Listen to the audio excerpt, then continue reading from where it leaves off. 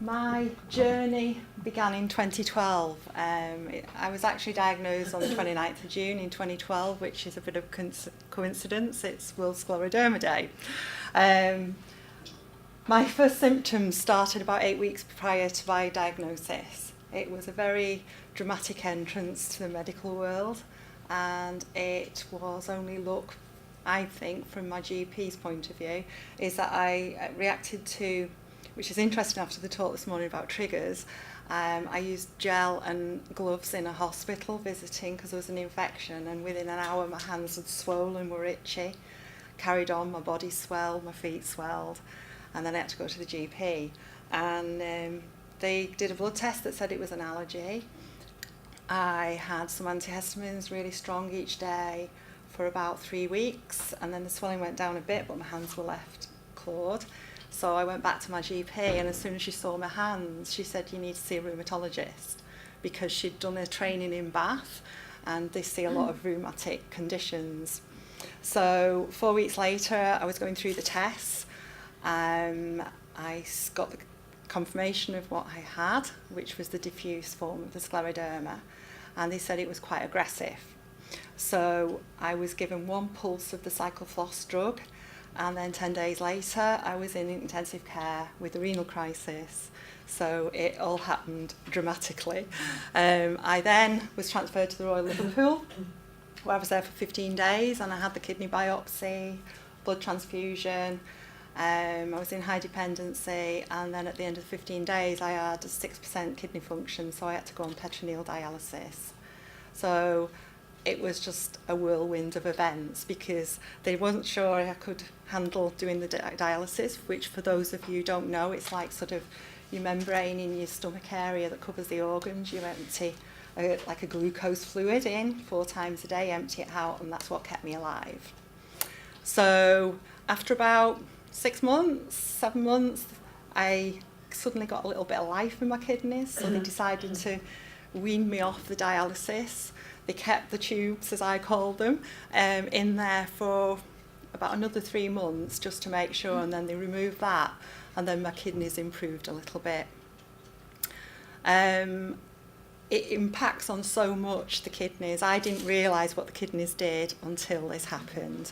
You've got to be so careful with your diets, your phosphates, your potassium, what you can eat, what you can't eat. My friends are so well up on it now. They used to dread me coming out for lunch because they didn't know what to give me. And at the minute I'm on, well, my official kidney title is residual CKD 4, which is pretty low. It's 15 to 28, but it's a lot better than 6.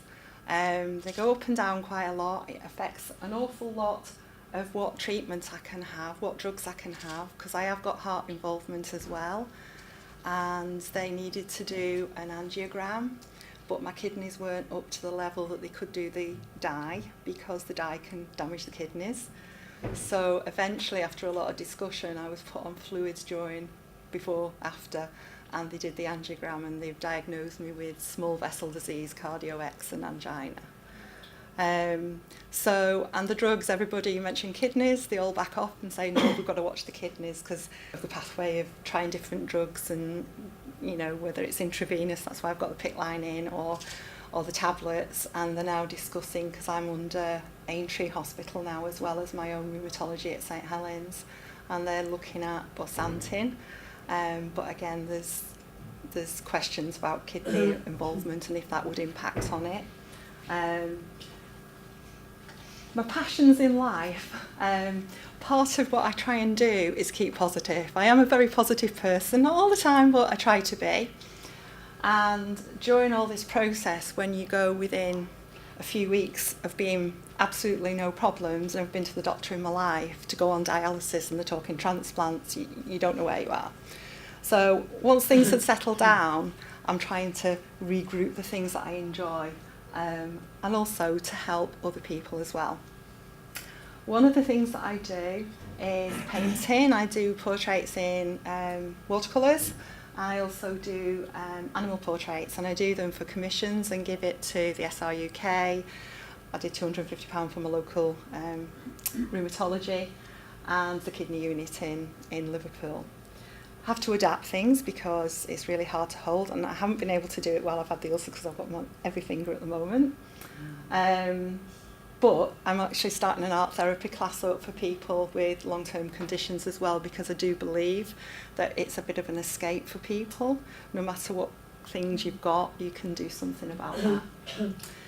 However, my appointments at the moment with hospitals, I think for the last 3 weeks, I've had 1 day off from appointments, and sometimes I've been in 3 hospitals because I actually currently, my kidneys are in Liverpool, my heart's in Broad Green, the rheumatology is between Aintree and St Helens and Wiston. So they do take up a lot of time, and the consequences of having stage 4 kidney disease and the scleroderma fatigue can catch up with you with the tiredness as well. What I've also done though is I've made some fabulous friends, a lot more on this conference, and it is really good to talk to people, to go through different experiences, and this is just my experience of just one part of me that's involved in the scleroderma, and people have different bits and different examples, because I know some people have had to have transplants, hopefully. Fingers crossed I won't, although at the moment there was a question mark because I've got major problems, my blood pressure's gone sky high, and there was a question mark over a second renal crisis, which is very rare, but it was mentioned.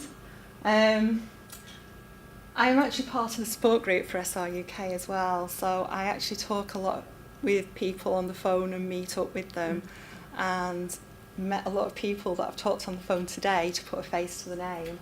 So from my experience, I can pass through things, but I'm always very conscious of saying everybody is so different, and don't take on board everything that I'm sort of saying. And they pass through things to me, which I can then pass on through to SRUK as well, because if I get 5 people saying the same thing, then there's obviously an issue that we can help with. But for me, my kidney story is an ongoing thing to be continued, perhaps at the next conference. So yeah, that's me. Okay.